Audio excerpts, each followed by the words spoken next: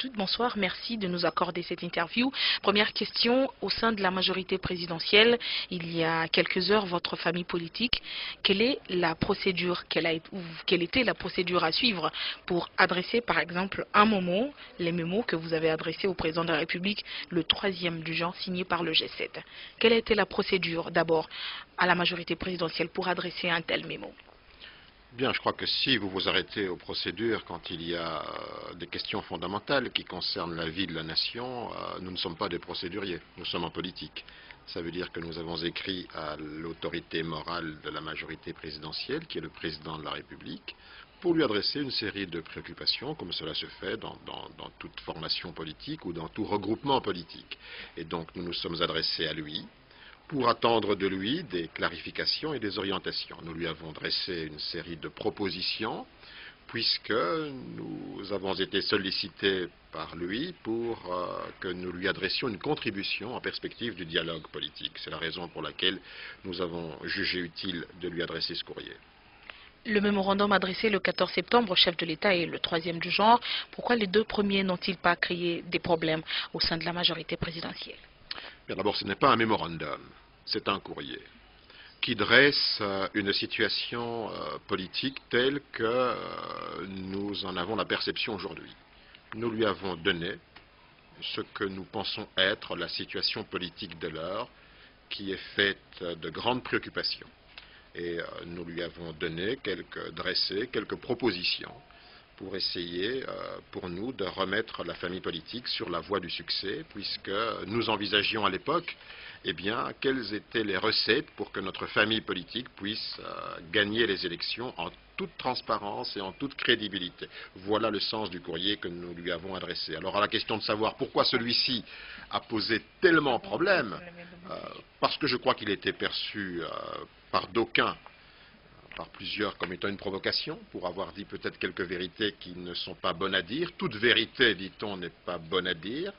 Peut-être parce que les préoccupations qui y étaient adressées l'ont été de manière trop claire, parce que de l'ambiguïté, on sort toujours à ses dépens et que nous avons voulu avoir beaucoup plus de lumière sur la stratégie de la famille politique. Et en tout cas, nous avons dressé un constat, c'est que la démarche actuelle suivie par la majorité présidentielle nous paraissait suicidaire et nous l'avons écrit. C'est peut-être ce mot suicidaire qui a suscité autant de passion et qui a provoqué le divorce. Entre autres, le respect de la Constitution quant au délai présidentiel. De vous en nous, qu'est-ce que la MP en disait finalement sur cette question? Bien, finalement, s'il y avait l'ombre d'un doute, cette ombre a été levée par les décisions de révocation du chef de l'État, du président de la République. Je crois qu'il était dans son rôle. Un ministre doit avoir un droit de réserve, et quand il ne respecte pas ce droit de réserve, il faut le faire partir du gouvernement.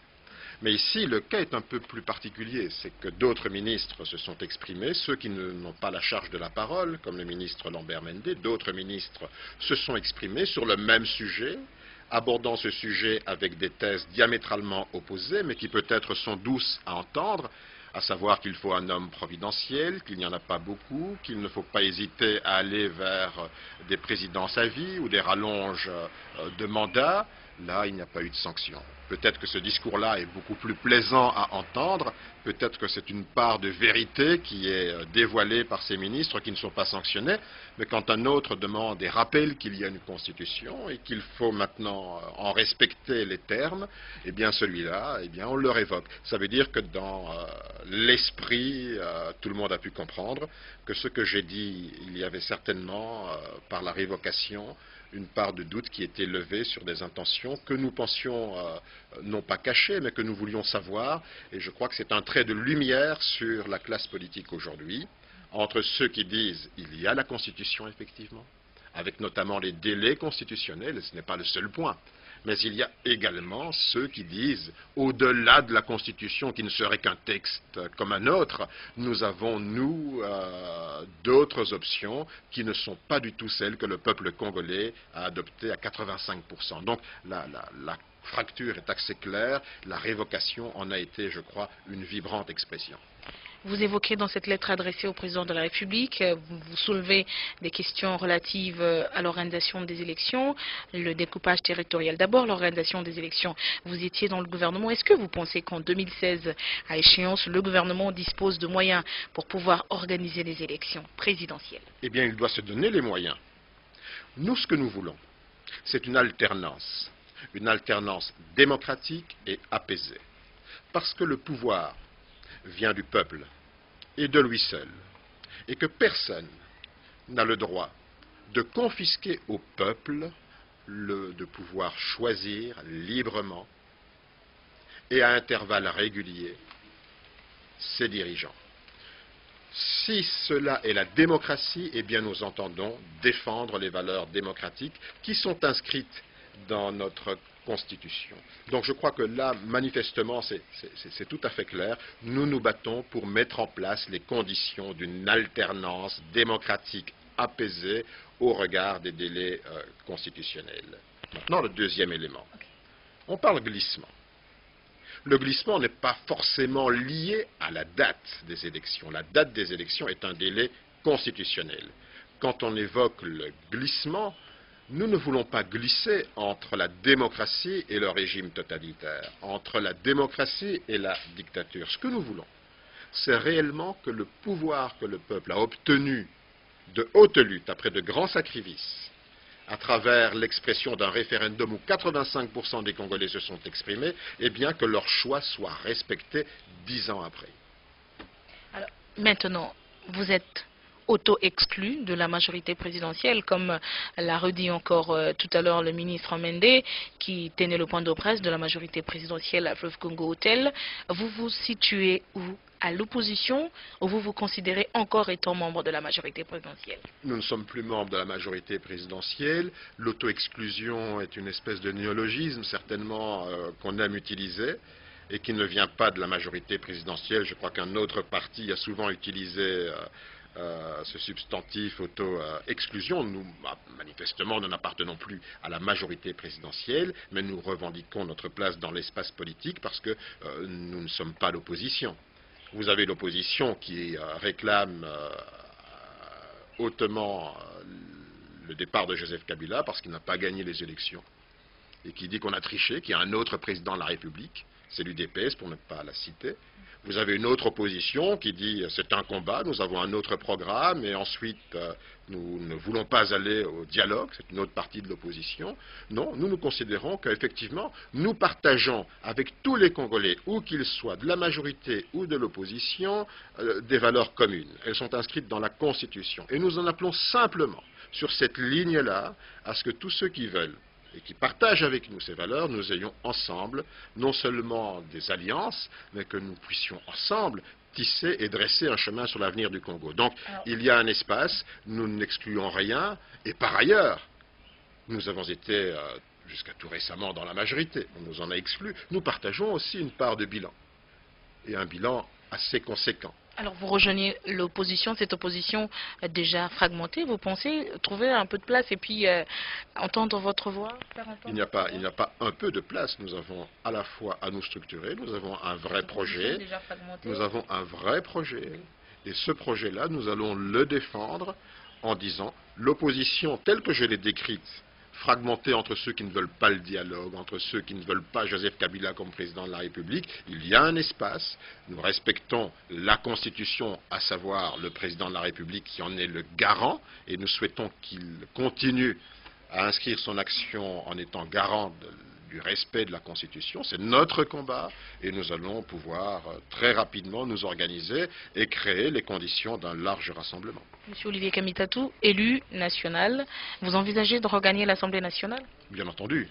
Bien entendu, je dois défendre à la fois mes idées, mes valeurs, je dois également respecter toutes ces populations nombreuses qui m'ont donné leur confiance pour siéger à l'Assemblée nationale. Donc je regagne le siège qui est le mien à l'Assemblée nationale. Est-ce que les signataires de la lettre adressée au président de la République, le 3e, ont préalablement averti leurs membres respectifs, députés, sénateurs, etc. Bien entendu, nous avons un comité directeur au cours duquel, avant que cette lettre ne soit transmise au chef de l'État, nous avons rappelé que, et le parti nous a apporté tout son soutien, que ce parti, qui est le mien, l'Alliance pour le renouveau du Congo, eh bien, se battait pour des valeurs essentielles inscrites dans la Constitution et dans le respect de ces valeurs. Le comité directeur a donc défendu cela et deuxième décision, ce comité directeur de mon parti a défendu le fait qu'un parti ne se batte pas tout seul, c'est qu'il se bat en groupe et que nous sommes effectivement un des partis importants dans le G7.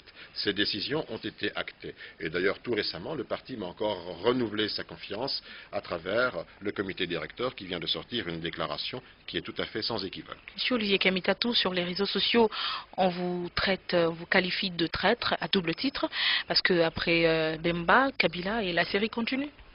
La série ne continue pas. Ce qu'il y a, c'est que je respecte une constitution et des valeurs.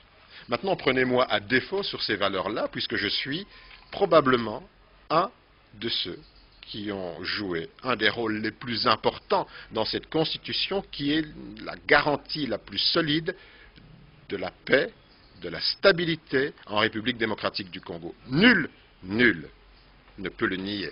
Comme président de l'Assemblée nationale de transition, j'ai fait adopter cette constitution avec Charles Mwando, président de la commission des lois, et les députés de la transition, parce que c'était la meilleure garantie de réunifier le pays, de le pacifier et de lui donner un horizon sur l'avenir. Il ne m'appartient pas aujourd'hui, si la constitution, j'en suis un des pères, de la laisser violer impunément. Voilà le sens de mon combat. Alors, une certaine opinion vous accuse d'être à la solde des intérêts de la communauté internationale. Est-ce que vous partagez cet avis? Je suis non seulement, je m'insurge totalement contre ça.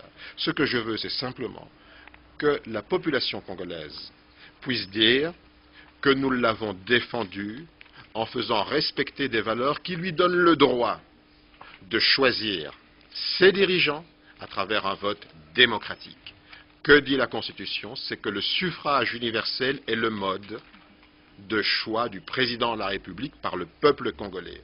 Et ce jour-là, le jour des élections, lors des prochaines élections, chacun saura qui a défendu les valeurs du peuple pour que chaque citoyen, le plus modeste soit-il, le plus pauvre soit-il, que vous ayez une grande Mercedes, que vous ayez un avion, que vous soyez plus modeste, un paysan, que vous soyez lettré, ou que vous ne soyez pas lettré, que vous soyez employé ou chômeur, ce jour des élections, chaque Congolais, quand il dépose le bulletin de vote dans l'urne, il a les mêmes droits, il représente le même pouvoir. C'est pour ça que je me bats. C'est pour redonner au peuple congolais son vrai pouvoir, qui est de choisir son président de la République, parce que ce droit-là, il l'a conquis de haute lutte et personne ne peut le lui confisquer. L'ARC, le MSR, etc. Quelle est la comptabilité que vous faites à ce jour de la majorité à l'Assemblée nationale?